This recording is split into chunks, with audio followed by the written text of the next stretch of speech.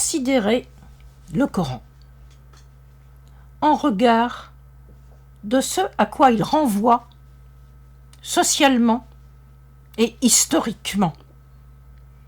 Cette proposition peut vous paraître simple, mais en fait, de quel Coran parle-t-on? Parle-t-on du Coran du 7e siècle? Parle-t-on du Coran du 9e siècle? Parle-t-on du Coran de la crise mongole? Ou parle-t-on du Coran d'aujourd'hui? Vous allez me dire, le texte est le même. Le texte est le même, les mots n'ont pas changé.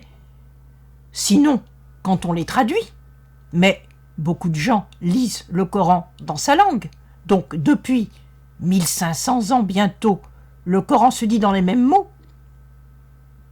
Mais quand on dit cela, ce qu'on ne voit pas, c'est que, à chaque époque, correspond sa lecture, le sens qu'on donne aux mots, et le sens qu'on donne aux mots s'il s'agit de les mettre en adéquation avec notre mode d'action à chaque époque, eh bien, le sens des mots n'est pas le même.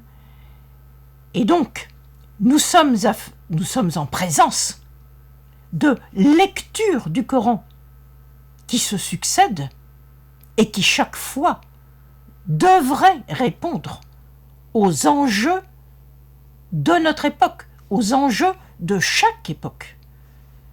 Et donc, à chaque moment de son utilisation, de son usage dans des sociétés différentes, il faut être capable de répondre socialement et historiquement à notre responsabilité de l'époque.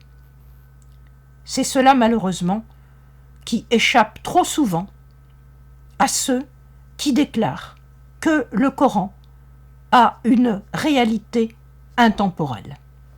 Il faut revenir sur cela pour être des personnes responsables de notre époque. À bientôt.